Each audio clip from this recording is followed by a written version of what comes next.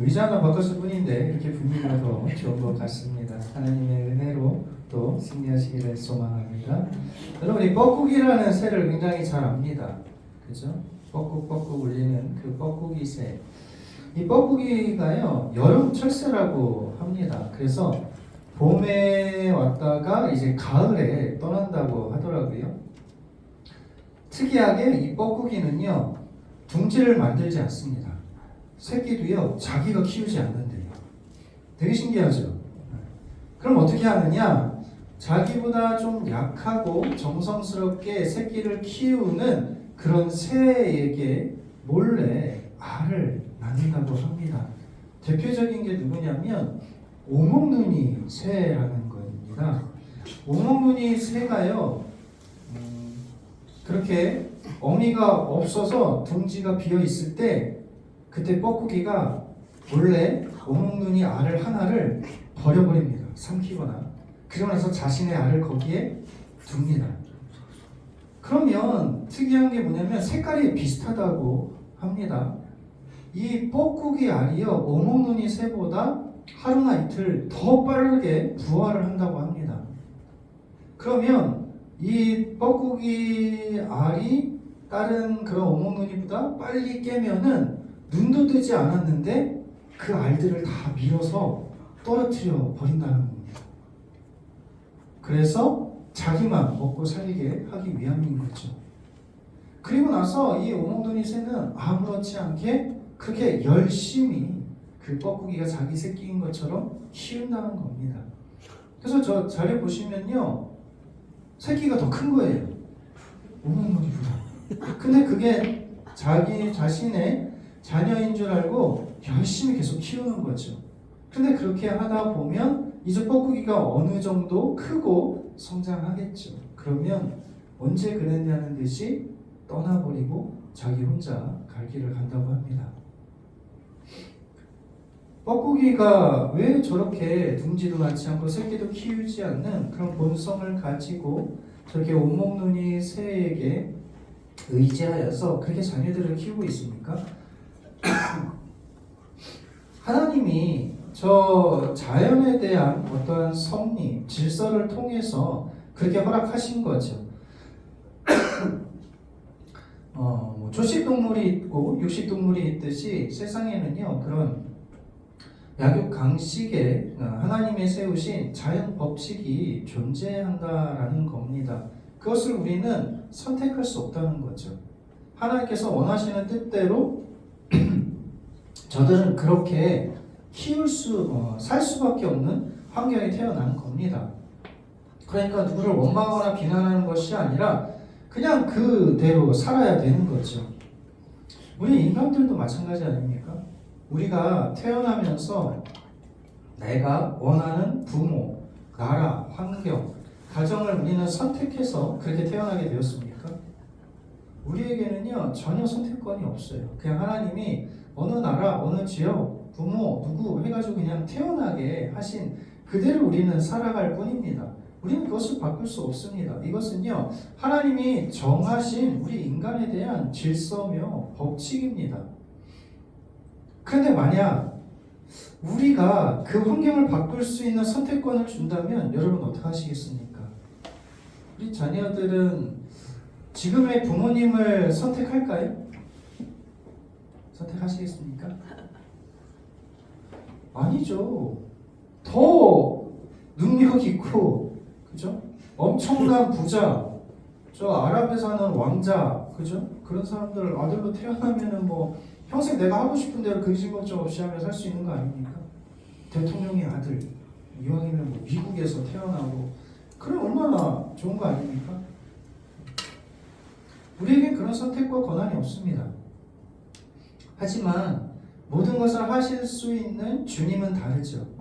주님은요, 모든 것을 자신이 원하는 뜻대로 선택하고 바꾸실 수 있는 분입니다.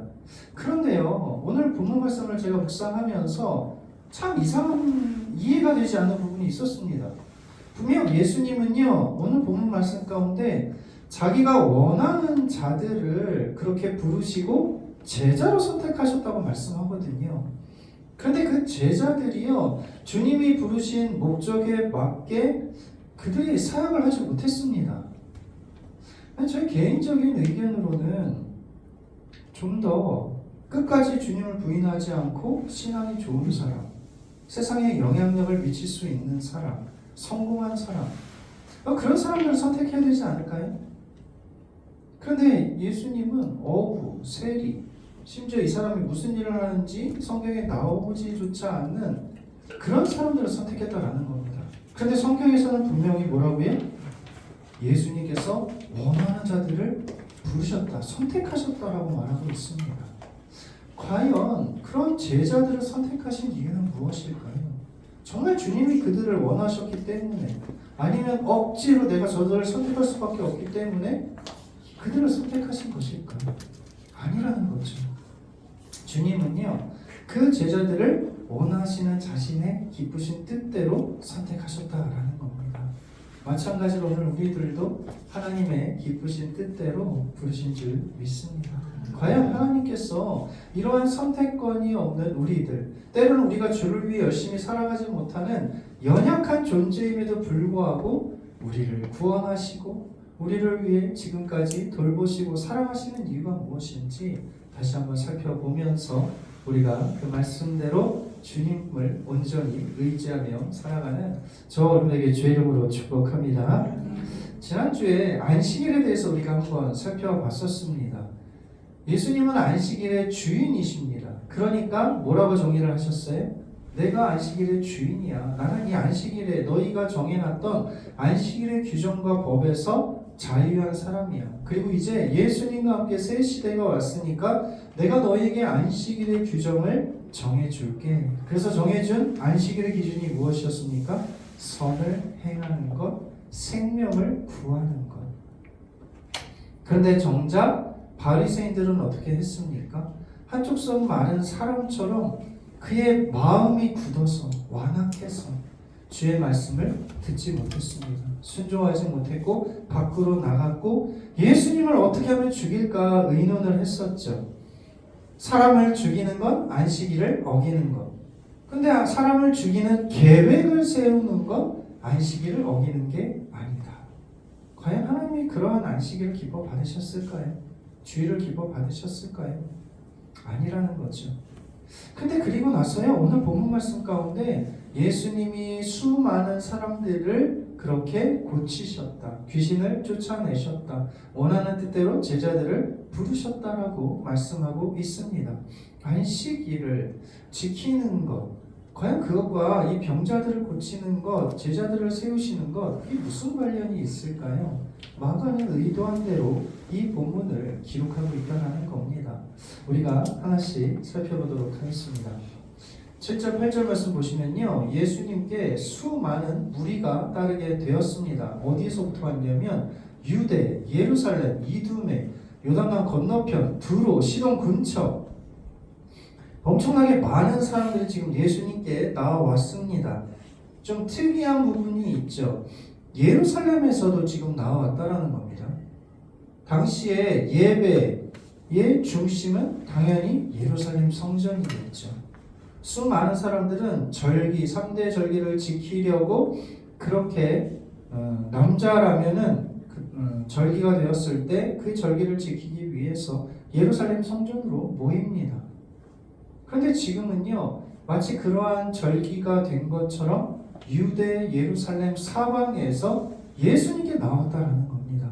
예루살렘 성전이 있는 그곳이 중심이 아니라 예수님이 계시는 그곳이 중심이 되어서 수많은 사람들이 예수님께 몰려왔다. 무엇을 이야기합니까?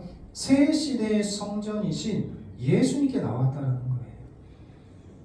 그를 경배하고 그에게 가르침을 받고 그의 나라 가운데 임하는 역사가 임하게 되었다라는 겁니다.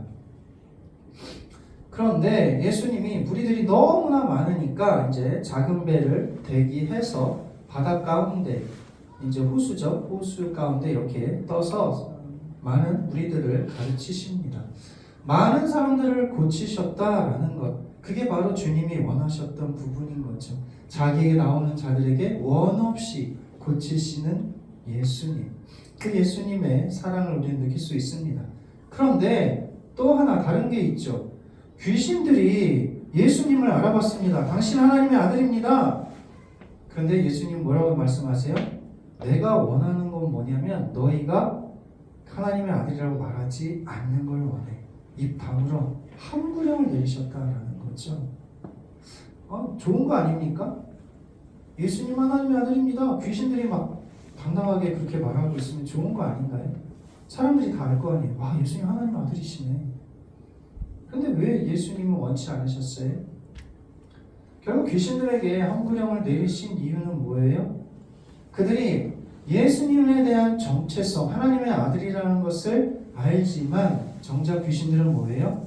예수님의 나라에 속한 자가 되기를 원치 않았다는 거죠. 반대하는 자들이라는 겁니다. 예수님을 아는 것과 예수님을 알고 따르는 것은 분명한 차이가 있다는 것입니다. 두 번째 뭡니까? 왜 저들이 그렇게 열심히 하나님의 아들입니다, 하나님의 아들입니다 라고 그렇게 열심히 떠벌리고 다닙니까? 결국 그렇게 사람들에게 알림으로 말미암아 그 귀신들이 의도했던 부분은 뭐냐면 본질적 사역, 하나님의 나라가 전파되고 확장되고 예수님의 행하실 일들, 그것을 방해하고 싶은 거죠. 비본질적인 사역, 병 고치는 것에 집중하게 하시고 사람들이 따르게 해서 결국 무엇을 원하는 거예요? 이 세상의 왕, 이스라엘의 왕, 다윗과 같은 강력한 왕으로 많은 사람들이 섬기도록 그렇게 자극을 하는 겁니다. 결국 이들의 의도대로 정말로 수많은 사람들이 예수님을 따르고 호산나라고 부르지만 결국 기막힌 반전에 의해서 수많은 사람들이 십자가의 목을 박으라고 그렇게 이야기를 하죠. 결국 중요한 건 뭡니까? 예수님은요, 자기에게 나오는 수많은 사람들의 병을 고치기를 원하셨고, 그러나 귀신들에게는 그의 입을 다물라 명령하시는 것, 그것을 원하셨습니다. 지금 여기서 말씀하고자 하는 부분이 뭐예요? 주님이 원하시는 대로 행하는 것, 그게 중요하다는 것을 우리는 알 수 있습니다. 과연 안식일과 수많은 무리를 고치고 귀신들에게 명령을 내린 것과 무슨 관련이 있을까요? 마가는 왜 이러한 일을 지금 소개하고 있습니까? 안식일이 뭐라고 말씀하셨어요? 선을 행하며 생명을 구하는 날이라고 말씀하셨습니다. 그러니까 지금 참된 안식을 누리지 못하는 한쪽 손 마른 자와 같이 아무리 미시나의 39개의 계정을 열심히 지킨다고 해서 그들에게 참된 안식이 찾아오는 게 아닌 거죠. 그들의 병이 떠나가는 것, 귀신이 떠나가는 것, 그것이 참된 안식과 평안이 찾아오는 건 아닙니까? 주님은 그것을 원하셨습니다. 주님은 안식일에 선을 행하며 생명을 구하는 것, 너희들이 그 일을 행해야 돼, 그렇게 말씀만 하시지 않았다는 겁니다. 친히 자신에게 나온 수많은 사람들을 고치시고 그들에게 진정한 안식을 누리게 하는 일을 감당케 하셨습니다. 그러나 바리새인들은 어떻습니까? 별석을 잘랐네, 그것을 먹었네, 일을 했네, 그러면서 오히려 그들에게 더 무겁게 그런 일들, 계명을 허락하고 있는 것을 볼 수 있습니다. 결국 그들을 통해서 안식하게 하지 못하는 귀신들을 주님은 쫓아내시면서 예수님께서 친히 안식일을 거룩히 지키시는 것을 우리는 볼 수 있습니다. 주님이 원하시기 때문에 이러한 일들이 일어난다는 겁니다. 주님이 원하시기 때문에 수많은 병자들을 주님은 고치시기를 원하셨고 귀신들이 정체성을 드러내지 않는 것을 원하셨습니다. 그러니까 무엇이 중요한 거예요? 과연 오늘 우리가 하는 일들이, 우리가 도전하는 일들이, 우리가 꿈꾸며 비전을 가지고 목표하는 일들이 주님이 원하시냐라는 거예요. 내가 스스로 착각하면서 내가 기뻐하는 일은 주님도 원한다라고 착각하면서 그렇게 주님이 원하지도 않는 일을 열심히 하고 있지는 않냐라는 것. 그것을 우리가 고민해 봐야 된다는 겁니다. 앞에서 남의 환자를 주님이 고치셨어요. 1장 40절 41절 말씀 보시면 나병 환자가 주님께 뭐라고 고백하고 있습니까? 원하시면 저를 깨끗게 하실 수 있나이다. 그러니까 주님이 뭐라고 대답하세요? 그래, 내가 원하노니 깨끗함을 받으라. 주님이 원하셨다는 거예요. 주님. 오늘 우리가 하려는 일, 신앙생활, 우리가 간구하며 기도하는 것, 여러분 정말 주님이 원하시는 겁니까? 나의 일방적인 편에서 하나님께 기도하고 간구하고 그러면서 우린 착각하는 거죠. 난 하나님의 아들이고 구원받았으니까, 주를 위해 열심히 헌신하고 수고했으니까 하나님이 기뻐하실 거야, 다 들어주실 거야, 그게 원하는 거야. 그건 나의 기준이죠. 정말 주님이 원하시냐라는 거예요. 현재 우리가 일을 하고 진행을 하고 높은 꿈을 꾸고 비전을 가지는 것, 주님이 원하시냐라는 겁니다.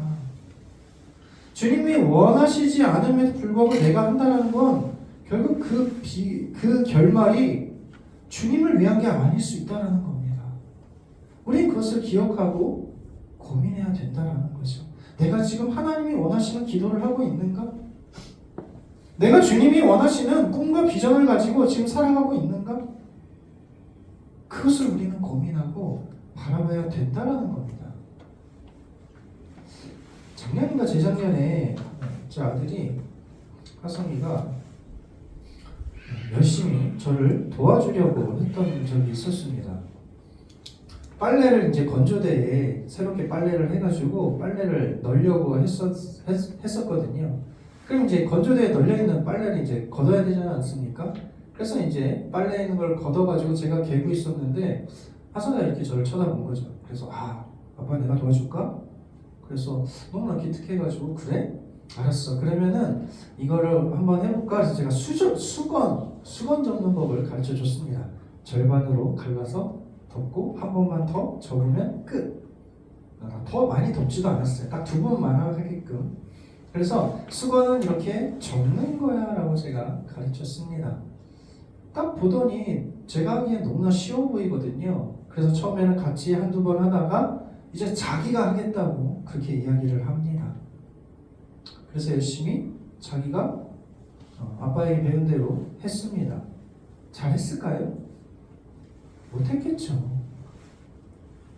둘둘 말아가지고 어쩔 수 없이 제가 다시 정리하면 안 될 만큼의 엉망으로 그렇게 수건을 접어놨습니다. 근데 저는 기특하니까 뭐라고 얘기했을까요? 너 너무 잘했어. 가서 칭찬 스티커 2개 붙여. 그렇게 이야기를 했죠. 그리고 나서 제가 나머지 마무리를 하고 이제 새롭게 된 빨래를 다 걸어놨습니다. 그리고 제가 잠깐 비운 사이에 다시 돌아와 보니까 그 젖은 수건을 제 아들이 꺼내가지고 열심히 또 접어가지고 마른 수건 위에다가 다 열심히 개어놨습니다. 그러면서 당당하게 저에게 이야기하는 거죠. 나 칭찬 스티커 몇 개 붙여야 돼? 그냥 가만히 앉아서 TV 보는 게 도와주는 거죠.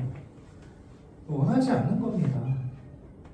자신의 생각에서는 나를 더 도와주고 싶고 더 좋은 것 같지만 그런 현재 그 상황에서 제가 원했던 건 뭐예요? 그냥 가만히 앉아서 TV 보는 게 도와주는 거예요. 오늘 우리가 주님 나는 열심히 있습니다. 주님을 믿은 지 오래되었고 신앙도 있고 흔들리지 않습니다. 그러니까 지금 나에게 주어진 이 일을 제가 한번 해보겠습니다. 감당하겠습니다. 그렇게 말하지만 정말 주님이 원하시냐라는 거예요. 우리는 주님이 원하시는 부분을 깨닫고 그 일을 행해야 되는 거 아닙니까? 나의 열심, 열정으로는요 당연하다 말할 수 없습니다. 오늘 주님이 우리에게 원하시는 뜻이 있는 거죠. 나에게 내려놓으라고 말씀하시는구나. 지금은 기다리라고 말씀하는구나. 지금은 나보다 더 힘든 자들을 위해 사랑하라고 말씀하시는구나. 여러분 그 주님이 원하시는 뜻을 쫓아서 우리가 행하시기를 소망합니다. 기다리라 말씀하시면 여러분 기다리십시오. 주님께서 기도를 들어주시지 않아도 하나님의 기쁘신 뜻이 있다는 것을 깨닫고 조급해하지 마십시오.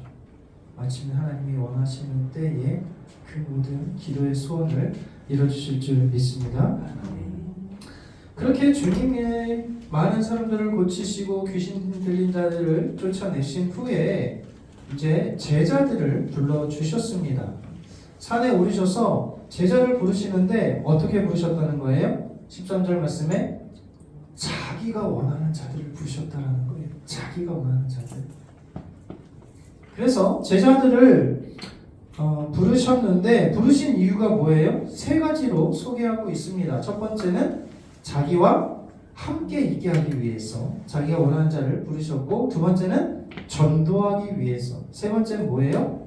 귀신을 내쫓는 권능을 가지게 하려고. 이게 제자들을 세우신, 선택하신 이유입니다. 그런데 원하는 자들을 지금 선택하셨다는 겁니다. 지금 예수님이 12명을 그렇게 선택하시고 부르셔서 세 가지를 하기를 원했다는 거죠. 자기와 함께 있게 하기를 원하고, 전도하기를 원하고, 귀신을 쫓는 걸 원했다는 거예요. 그런데 우리가 알다시피 이들은요, 이 주님이 선택하신 목적대로 살지 못했습니다. 먼저 첫 번째 보세요. 주님이 자기와 함께 있기 위해서 그들을 선택하고 부르셨는데 결과는 뭐예요? 가장 결정적인 십자가 사건 때 다 도망가지 않았습니까? 주님을 부인하고 저주하고 팔아넘기고 극단적인 선택을 하고, 야 우리 그냥 다시 고향으로 돌아가자, 그렇게 다시 엠마오로 돌아가고 있지 않았습니까? 야 우리 물고기나 잡으러 가자, 이제 끝났어. 그게 제자들의 모습 아니었습니까? 자기와 함께 하시기 위해서 선택했지만 결국 그들은 함께 하지 못했습니다. 두 번째, 전도하기 위해 부르셨죠. 그런데 여러분, 전도하려고 우리가 불렀다면 실질적으로 지금 선택한 제자들보다 더 능력이 있고 힘이 있고 복음을 잘 전할 수 있는 사람들, 그들을 선택하면 되는 거 아닐까요? 지금의 어부와 세리와 그냥 별벌 차는 그런 제자들보다 이왕이면 명예, 권력, 지식 있는 사람들, 믿음이 너무나 뛰어나서 주님을 결코 부인하지 않는 자들, 그들을 선택하는 게 더 좋지 않을까요? 세상에서 여러분 우리가 왜 성공해야 돼요? 기독교인이 뭐 항상 나눠주고 막 이러니까 그냥 부자가 되면 안 돼, 뭐 성공하면 안 돼, 높은 지위를 차지하면 안 돼. 아니요, 그런 법은 없어요. 뭐 높은 자리에서 하나님께 영광 돌리는 거 멋있지 않습니까? 그렇게 유명한 연예인들이 대상을 받고 치유상 받으면서 하나님께 영광 돌립니다. 너무 멋있잖아요.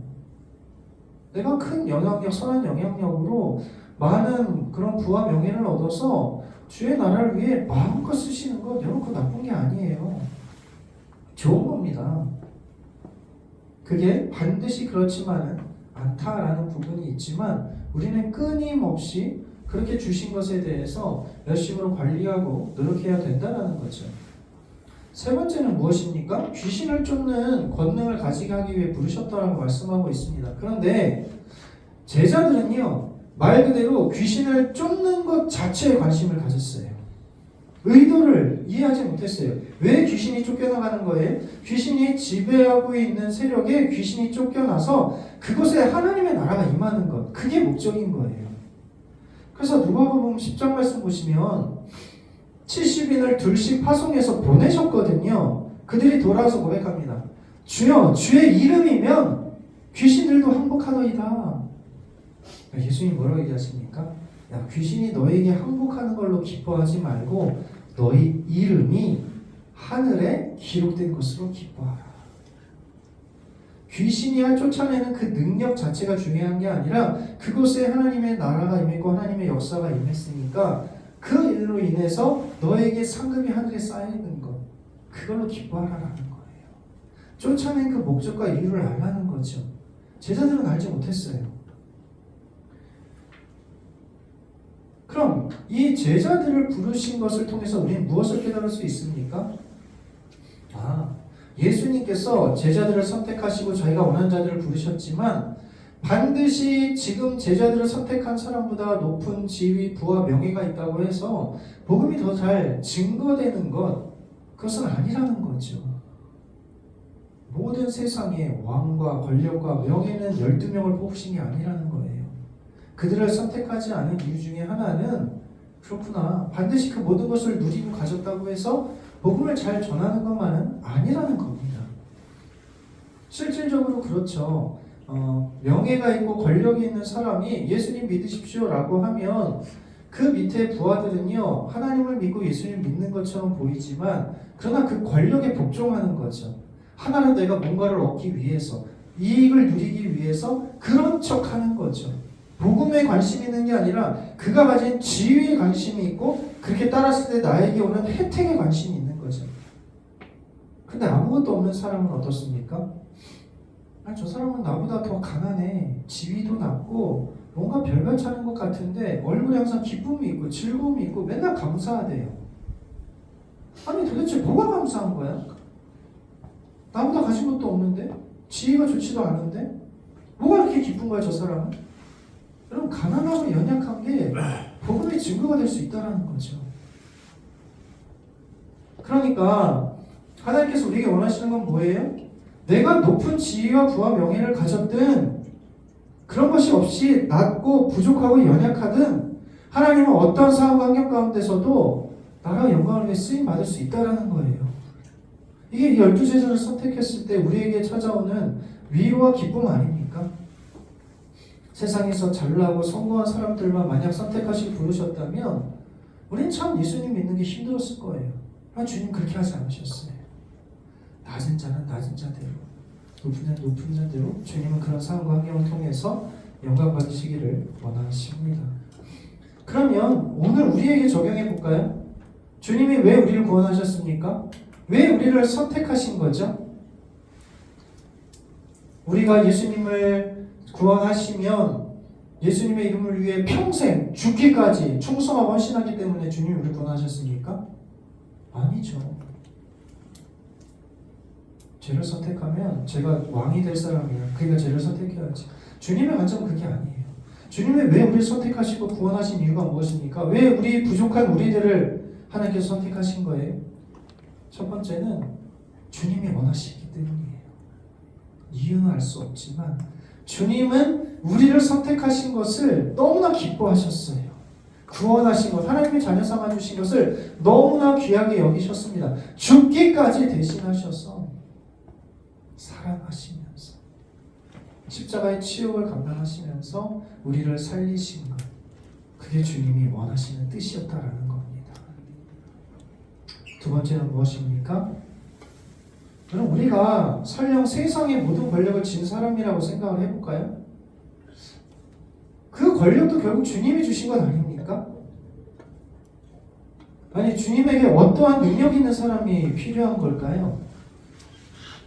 예수님 말 한마디에 수많은 사람들이 벌벌 떨게 하실 수 있고 돌아오게 하실 수 있고 온 세상을 창조하고 다스릴 수 있는 분이 제자로 선택하실 때 얼마나 큰 능력과 부와 명예를 가진 사람, 그 사람이 필요해요? 사실 아닙니다. 주님이 제자들에게 원하시는 게 뭐예요? 오늘 하나님의 자녀로서 우리에게 원하시는 바가 뭐예요? 주님을 끝까지 신뢰하는 믿음. 그 믿음 하나, 그거 아닙니까? 나를 사랑하시고 죽기까지 사랑하신 그 믿음, 그 하나면 족한 거예요. 나에게 무엇을 원하시는 분이 아닙니다. 세 번째, 그러니까 나는 이 가진 것이 없어, 나는 이게 부족해, 나는 이게 연약해, 하나님 이걸 채워주시면 내가 주를 위해 살겠습니다. 여러분이 그렇게 말할 수 없어요. 그건 잘못된 겁니다. 하나님 우리에게 주신 달란트가 다 다르잖아요. 5달란트 주신 분에게 있어요. 2달란트 준 사람이 있어요. 그런데 상급은 똑같아요. 하나님이 나에게 그만큼만 능력을 주셨으니까 우리가 2달란트 받았으면 2달란트만 남기면 됩니다. 근데 1달란트 받은 자처럼 그 달란트를 쓰지 않고 고의적으로 그것을 땅에 묻는다? 그건 불순종인 거죠. 주님 우리에게 원하시는 건 뭐예요? 너에게 있는 그대로, 있는 모습 그대로 내가 너에게 그렇게 환경을 허락했으니까 그 모습 그대로 주의 영광에 살라는 겁니다. 사랑하는 성도 여러분, 오늘 말씀을 통해서 주님은 우리에게 무엇을 원하세요?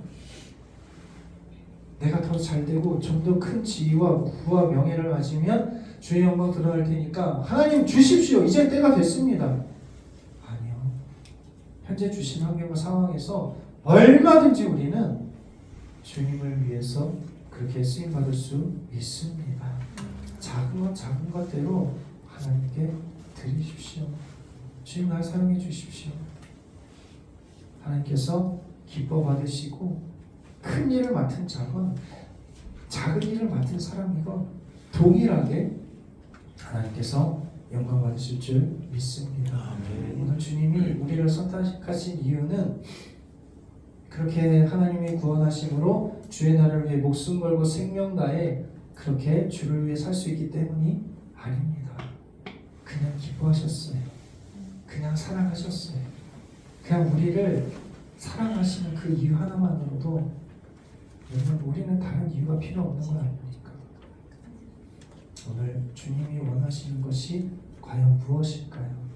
여러분 깊이 고민하시면서 우리를 구원하신 그 하나님의 자녀로 주님이 원하시는 그 뜻을 쫓아서 살아가실 수 있는 저 여러분에게 주의 이름으로 축복합니다. 말씀을 정리하겠습니다. 만석군 며느리 뽑기라는 그런 전해 내려오는 전래동화가 있습니다. 만석, 엄청난 부자라는 이야기죠. 저 만석군이 며느리를 뽑으려고 했습니다. 어떤 며느리를 뽑아야 될 것인가? 그래서 시험 문제를 냈어요. 쌀 한 되를 가지고 한 달 동안 살 수 있는 그런 처녀를 며느리로 삼겠다. 그랬더니 첫 번째 며느리가 도전했습니다. 그런데 엄청 얼굴도 이쁘고 좋은 가문에 너무나 고운 거예요. 근데 그 여자가 한 달 동안 어떻게 살았냐면 그냥 닥치는 대로 먹었어요. 해주는 대로. 그러니까 10일이 못 간 거죠. 나머지 20일 동안 열심히 쫄쫄 굶다가 도저히 못 견뎌서 나갔습니다. 두 번째 여인이 도전을 했습니다. 지혜롭게 소문난 여인이고 역시 좋은 명문 가문이었습니다. 그 여인은 어떻게 했냐면 30일을 나눴어요. 한 대를 30일치를 나눴습니다. 그래서 하루에 이만큼만 먹읍시다. 어떻게 됐을까요? 10일을 못 참았어요. 결국 실패했습니다. 그게 사람들이 도전하지 않았는데 세 번째 가난하고 가진 것도 없고 그런 처녀가 도전을 했습니다. 이 여인이 무엇을 했냐면 그 쌀을 가지고 맛있는 떡을 만들었어요. 사람들에게 팔았습니다. 그래서 그 온 수익금을 가지고 더 맛있는 떡을 만들어서 또 사람들에게 나눠줘서 돈을 벌었습니다. 그리고 쌀을 산 것을 가지고 여유 있는 것으로 주위의 연약한 자들에게 맛있는 밥을 지어서 나눠 주었습니다. 그렇게 한 달을 보내고 나서 넉넉하게 먹으면서 이웃 사람들에게 오히려 쌀을 나눠 주었던 이 여인, 그 처녀가 결국 며느리가 되었습니다. 여러분 오늘 주님이 우리에게 무엇을 원하시는지 그게 중요해요. 하나님 나는 이걸 원합니다. 이렇게 되길 원합니다. 아니요. 그것보다 주님이 원하시는 뜻이 무엇인지를 고민하십시오. 그런 사람이 되기를 소망합니다. 그렇게 하나님 영광 드러내기를 원합니다. 멈추라 하면 멈추시고 가라 하면 가시기를 소망합니다. 작지만 부족하지만 현재 상황에서 하나님 영광 드러내는 것을 기뻐하실 줄 믿습니다. 이번 한 주간도 원하시는 뜻대로 우리의 주어진 상황 환경 가운데 주의 나라를 위해서 살아가시는 저와 여러분에게 주의 이름으로 축복합니다.